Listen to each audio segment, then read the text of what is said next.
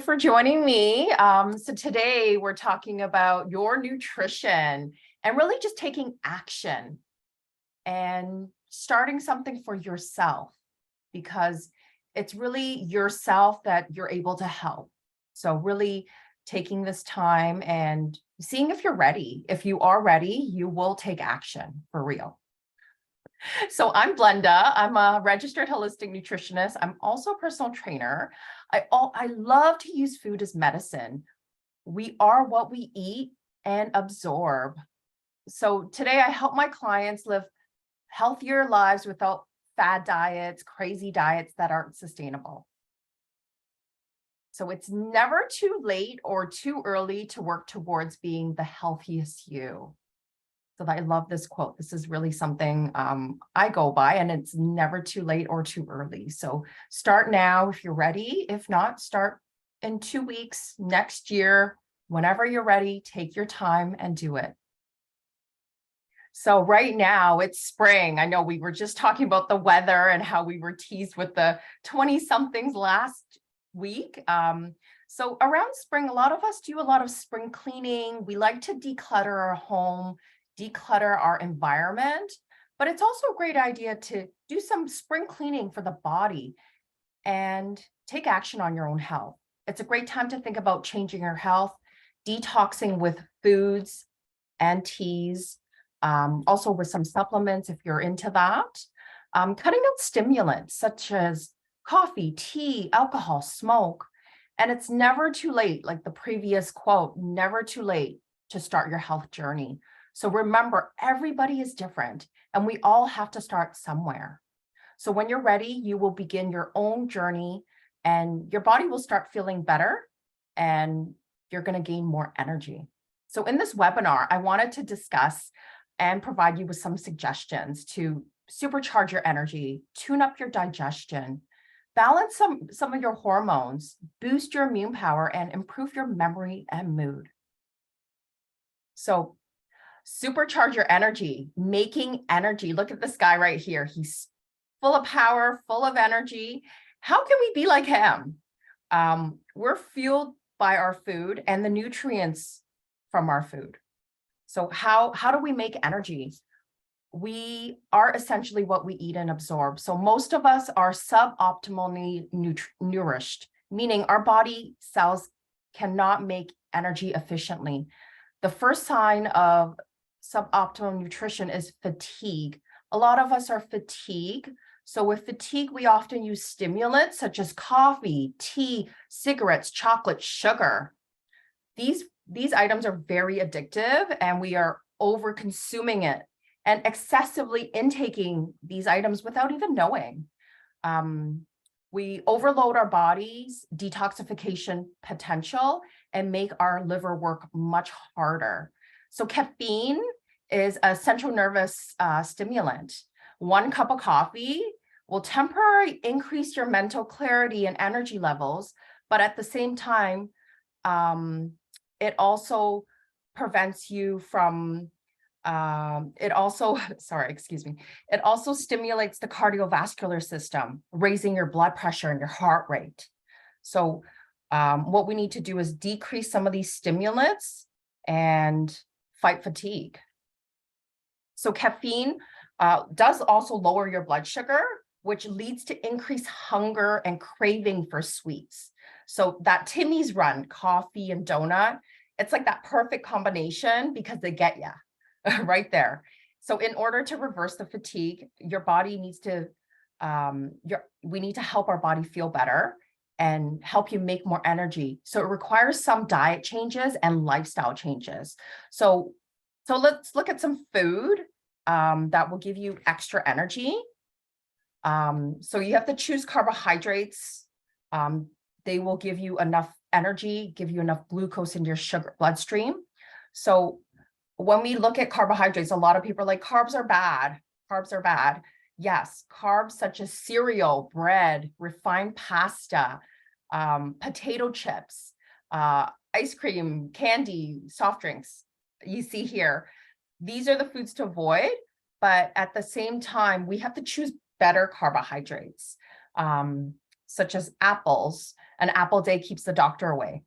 I love that saying. It is true, actually. Bananas, blueberries, oranges, citrus fruits, sweet potatoes. That's a great one. Oats, buckwheat, quinoa. I'm also love to incorporate some beans such as chickpeas, black-eyed peas, kidney beans, and also nuts and seeds. Pumpkin seeds are great. Walnuts are great. Brazil nuts, sunflower seeds. And it's a great idea to rotate your nuts and seeds at the same time so you gain more variety in your diet. And choose more plant-based foods if possible. Before I mentioned sweet potatoes, yams, even regular potatoes. These tubers are great source of carbohydrate. They help fuel your brain and supply your body with a good source of glucose. Rice, oats, that's another excellent source of carbohydrate. Cereal, you see cereal here, those little Cheerios, actually. This sugary cereal is great for breakfast, and a lot of us do provide our family with these cereals, but cereal is a breakfast food that's highly processed, lots of sugar in it. About a bowl of cereal will give you about 12, depending on the cereal, 12 grams of sugar. That's about 3 teaspoons of sugar in there alone. So once you start trimming down on the sugar intake, you're going to see a little bit of weight loss. You're going to feel even better. So the next thing we can do is also tune up our digestion. So you are not what you eat. You are actually what you digest and absorb. So there's nothing more important than your overall health than your digestive health. Gut health is really most important system in our body, because that's what's providing your whole entire body with nutrients it needs. So there's a fun fact: about 90% of serotonin is produced in our digestive tract, and 70% of our immune health lives in the gut. So what I'm trying to say is good gut, good mood, good immune. It's all interconnected. So how do we fix our gut and digestive issues? There's a lot of Band-Aid solutions out there. And sometimes you might go to the doctor and they might just give you some medication to cover that up, but that's not really getting to the root cause of your digestive issue or that health issue that you're having. So if you're suffering from digestive problems, it's a good idea to tune up your digestion. In return, you're going to feel better overall. A lot of my clients will come to me with digestive issues, and with just a few tweaks and changes, they start to feel better within a week. So one thing I love to suggest is avoid gluten. Small amounts is of course tolerable, but over consuming it.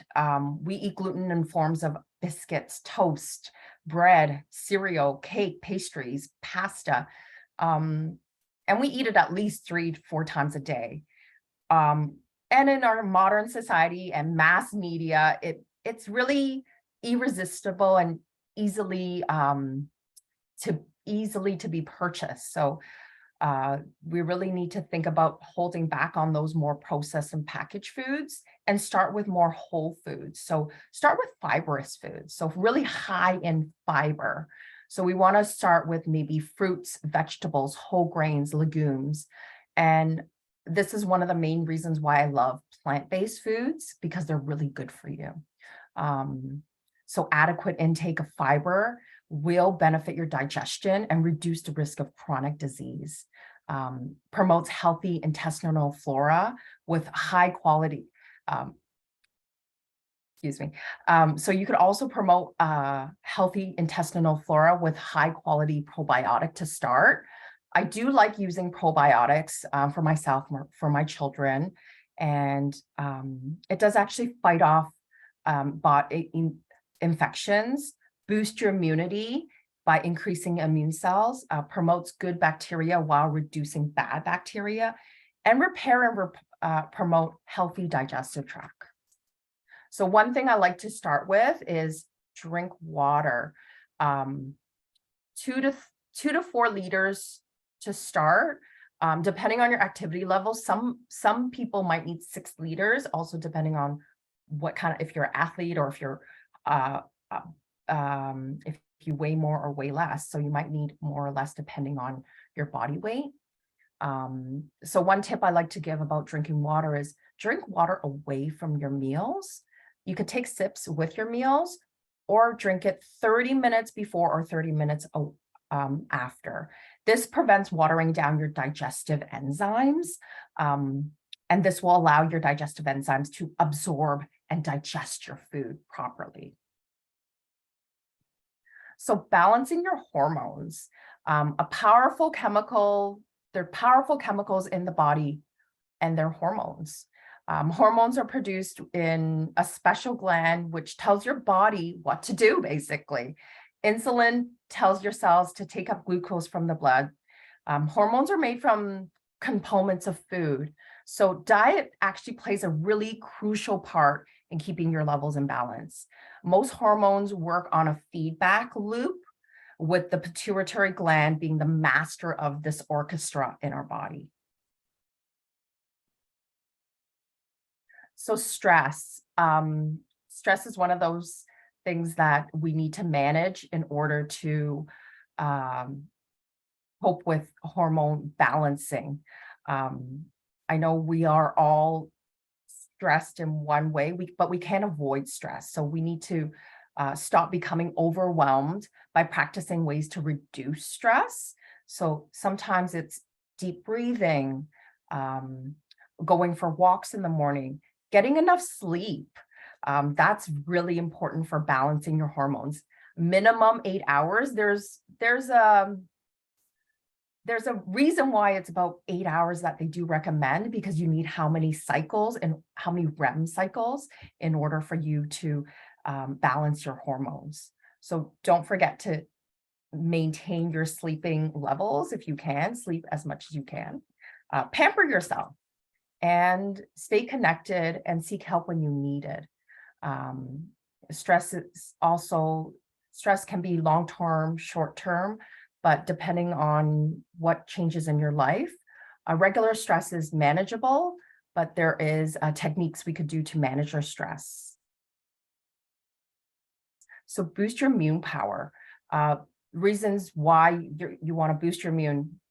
It determines how fast you age. It fights off viruses and bacteria, prevents illness and disease, destroys cancer cells, and fights invaders. With a strong immune system, you are invincible. So eat plenty of fruits and vegetables, colorful. We really want to choose color.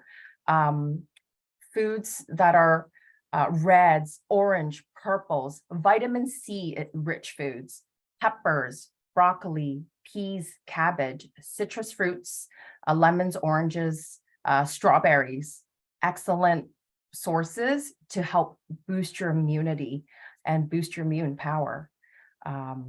So definitely look at eating the rainbow if we can. And lastly, we really want to improve our mood and memory. So balancing your blood sugars, that's a great way to improve your memory and mood. When your sugars start dropping, you feel fatigued, you have poor concentration, you're irritable, you're nervous, you have excessive thirst, you sweat, you have headaches, and digestive problems. So one thing I love to recommend is essential fatty acids. A lot of times we have too much of the poor, a lot of times we have too much omega-6 in our diet due to eating unhealthy processed foods. So it's a great way to supplement with omega-3, or you could get it from the diet, such as flax seeds, chia seeds, fish, walnuts. We really need to focus on more eating whole foods and healthy fats if we can. So walnuts have a great wealth of good fat, polyunsaturated fat, which is better for your health. Really want to focus on omega-3 fatty acids if we can to help improve your memory and your mood. So what I've talked about was just basically, here comes to the end. So what I've talked about in these slides were to help provide you with a few suggestions. I know we went through this quite quickly. So you really want to supercharge your energy, tune up your digestion, balance your hormones, boost your immune power, and improve your memory and mood in order to take action and feel your best. So slowly you will do this over time.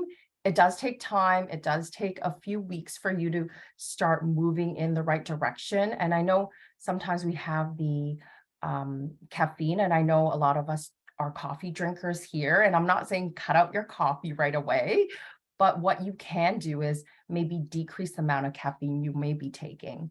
And then slowly move towards more whole foods and cutting out some of those processed foods. Like gluten's a big one that I do start cutting out because it will cause a lot of the weight gain, and it's highly processed at the same time. So I want to say thank you. Thank you for joining me.